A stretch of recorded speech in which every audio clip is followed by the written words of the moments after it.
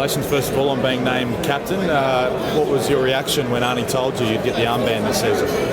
I was surprised. I didn't really expect it. I mean, I've returned back this year after a few years away. So when he sort of pulled me in to have a chat about it, look, I was excited. I was very humbled. Like I said, didn't expect to be even thought about in that way. But it just gives me a real sort of vote of confidence to know what the coaching staff think, and the fact that they believe that I'm capable of leading this team. When I look back at the guys who've led the team before and captained the side, there's some very big names, some great people. So if I can do half the job that they do, then I'll be very happy.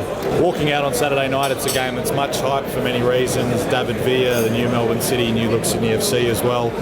What do you think it will be like to walk out leading the boys out on an occasion so big for the club and the league?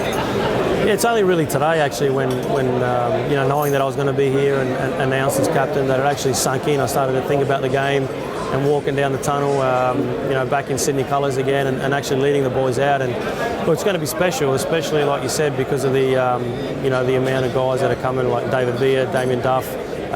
Guys like this don't get to play with every, not many times in a lifetime. So I think I'm very excited. I'm looking forward to it, and I think even just looking at our own squad, I think it's such a good squad, such depth we've got this year. And look, for me to be able to walk these boys out again, it's just an honour for me.